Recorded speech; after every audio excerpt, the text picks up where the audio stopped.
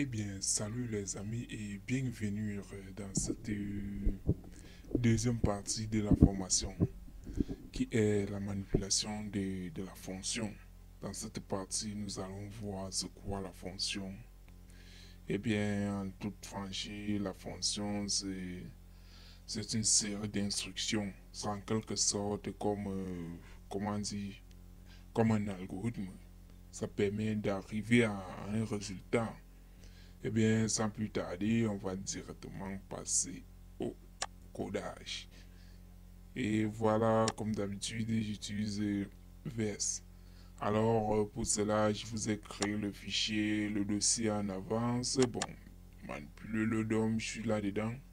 La vidéo précédente, on a travaillé sur des variables.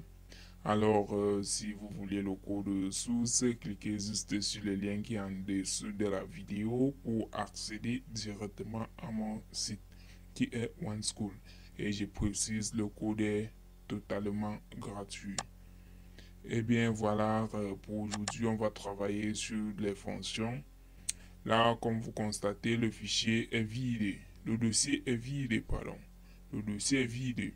Alors, sans plus tarder, on passe au travail. Voilà, je suis là dans fonction. Là, je vais créer un fichier. Et en fait, je vais commencer avec mon fichier index. Mon fichier index.js. Je commence d'abord avec le fichier JavaScript. Alors, fichier index.js. Et là, voilà, je suis dans mon fichier index. Et en fait, il y a plusieurs façons de déclarer une fonction. Alors, pour cette vidéo, on va juste utiliser ce que l'on appelle des fonctions fléchées. En fait, c'est vraiment cool, même si vous débutez ou que vous êtes déjà au niveau expert, il y a de fortes chances que vous puissiez utiliser ce système-là, cette méthode-là. Alors, si peut-être dans un fichier JavaScript, dès que vous voyez des fichiers, ça doit être forcément une fonction. Alors, à ma connaissance, je ne vois pas d'autres méthodes en JavaScript qu'on utilise des flèches en dehors de la fonction. Alors, sans plus tarder, passons à l'action. Eh bien, voilà, pour cette vidéo, on va juste utiliser pour notre fonction, on va appeler const. Alors, dans ma fonction, qu'est-ce que je veux faire dans ma fonction? Eh bien, je veux juste nommer ma fonction, mon site est, voilà, c'est le nom. Mon site, le nom de ma fonction, mon site, mon site est, eh bien, là, vient de déclarer et voilà, on a juste à ouvrir ces parenthèses. Bon, bien après, et voilà, je déclare avec la fonction fléchée, voilà, j'ouvre les accolades. Et là, il veut loguer la fonction. Je log avec, voilà. Eh bien que dans cette log, ça serait un petit peu différent d'après ce qu'on a vu sur des variables. Par contre, je vais utiliser le string là-dedans. Une partie serait utilisée avec le string. Alors, pour le string, je vais juste dire OneSchool est, voilà, OneSchool qui est mon site, bien sûr.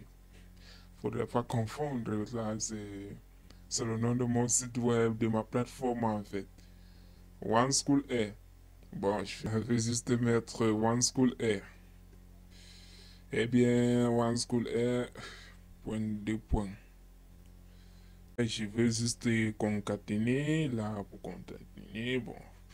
Et qu'est-ce que je peux bien utiliser comme cette structure? Vous pouvez utiliser n'importe quoi. Bon, pour moi, je veux juste utiliser site. Alors, la concaténation serait site. Ah, pardon. Alors, pour cette concaténation, il veut juste utiliser Alors, là, je vais concaténer et le nommer tout simplement site. Et bien, c'est tout. Et voilà, on revient ici. Là, on donne notre valeur site qu'on vient de créer. Bah, vous pouvez utiliser n'importe quoi, hein. Bah, moi, c'est un truc, pour moi, c'est un peu intéressant, quoi. Alors là, on vient de loguer site. Et voilà, on continue. Maintenant, on va appeler notre fonction qui est... Ah, pardon. Notre fonction qui est mon site est. Et voilà, j'ouvre directement. Et là, j'utilise encore les concaténations. Et je peux directement lui donner une plateforme d'études. Je peux faire ça. Bon, là, je fais un peu abrégé. Une plate. Là, ça me laisse le temps. Ah, pardon.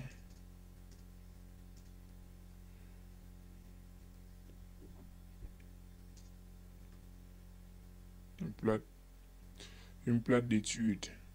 Eh bien, tu vas me demander, eh ben, comment tu fais pour écrire ce simple. Là, tu mets juste l'inverse de slash et là, c'est bon. Là, ça marche, je crois. Une plate d'études. Eh bien, voilà. Études, bon, là, je suis un clavier anglais. Vous allez un peu m'excuser pour ce que je viens d'écrire là. Et ben voilà, plateforme d'études. Et on va encore rappeler cette fonction qui est mon site est. Eh bien, on rappelle la fonction mon site est une plate d'hébergement. Pardon, on va mettre dans string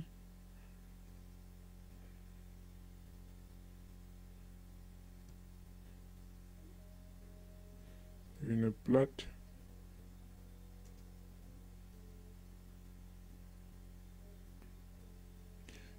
d'hébergement. Et bien là, on répète les mêmes bêtises. Voilà, hébergement. Et alors, voilà, on a fini avec notre fichier, comment dire, notre fichier CJS. Et ce qui nous reste à faire, en fait, c'est de coder notre structure HTML comme d'habitude. Et là, comme vous pouvez remarquer à droite, on a le fichier JS dans la fonction. Je vais directement créer le fichier HTML qui est index.html. Index.html. Et ben moi je préfère recommencer du début parce que là c'est la même page que notre page, que notre index précédent. Il y a pas de différence. Bon là je préfère encore faire de zéro. Parce que quand on va entamer, pardon, quand on va entamer des, des, des projets lourds, on serait dans l'obligation d'utiliser Bootstrap. Et bien voilà, pour ceci, pour une perfection, moi je préfère qu'on code depuis le début, de A à Z, de quoi. Voilà. Et bien voilà ce qui me fait comprendre qu'il y a eu un petit souci au niveau du nom. Bien, voilà, on va renommer, je viens juste renommer HTML. HTML, voilà. Là, c'est bon. Je viens ici, là, je tape juste, eh bien, voilà notre structure. Et j'y mets le nom, fonction, bah, je l'écris en anglais depuis le début, c'est en anglais, quoi. Bon, à force d'habituer, ça va devenir la routine. Et voilà, et fonction, bon, dans notre fonction, qu'est-ce qu'on a, dans notre body, pardon, dans notre body, qu'est-ce qu'on a? On a juste notre fameuse fichier script. On a juste notre fameuse élément script. Notre élément script comporte le src pour insérer notre fichier index.html, JS, pardon. Et voilà, index.js. Et bah, c'est plutôt facile, non? Et voilà, ce qui reste à faire, c'est de sauvegarder ce truc-là. Venir sur Run, voilà. Run, voilà, je vais utiliser mon EGB comme d'habitude. Je vais débloquer avec EGB. Et ben voilà, on se rend compte que la page elle est vide. Bon, vous inquiétez pas, avec le temps, on va voir comment injecter cela dans notre fichier HTML. Pour le début, on cherche d'abord à exécuter comment est-ce que ce truc-là fonctionne. C'est ce qu'on cherche à savoir pour le moment. Et bah, si vous venez dans Debug Console, qu'est-ce qu'on se rend? On se rend compte que dans le premier temps, le JavaScript exécute OneSchool est une plaque d'études. Alors, dans un deuxième temps, on exécute OneSchool est une plaque d'hébergement. Bah, c'est vrai, je ne dis pas écrit en français. Mon clavier n'était pas en français. Du coup, les accents et tout ça n'a pas pas. Eh bien, je rentre encore dans notre fameux fichier JS. Bah, là, on voit site. Qu'est-ce que site fait? Ça fait que la valeur de site, c'est quoi? C'est OneSchool est. Vous voyez, à chaque fois, quand on déclare la fonction, mon site est, et bien voilà, ça rappelle, ça affecte juste la fonction, la variable OneSchool. Et bien voilà, c'est tout. Si j'essaie avec le navigateur, pour ceux qui n'utilisent pas, euh, comment dire, VS, je viens là, je viens dans console. Console, voilà ce qu'on log. Bien la ligne 2 et la ligne, bah, la ligne 2, la ligne 2. À peu près. Ça veut dire que je peux revenir à la ligne quoi. Voilà ça, OneSchool est, tout ça c'est pareil. Eh bien, je crois que c'était tout pour cette vidéo et on se dit à la prochaine. Et si vous n'êtes pas abonné, merci de vous abonner à cette chaîne YouTube et à mon site OneSchool. Comme vous venez de remarquer, oneschool.xyz. C'est là se trouve tout code source et aussi d'autres vidéos dont je ne publie pas dans cette chaîne YouTube car ma plateforme héberge aussi des vidéos en ligne. C'était OneSchool.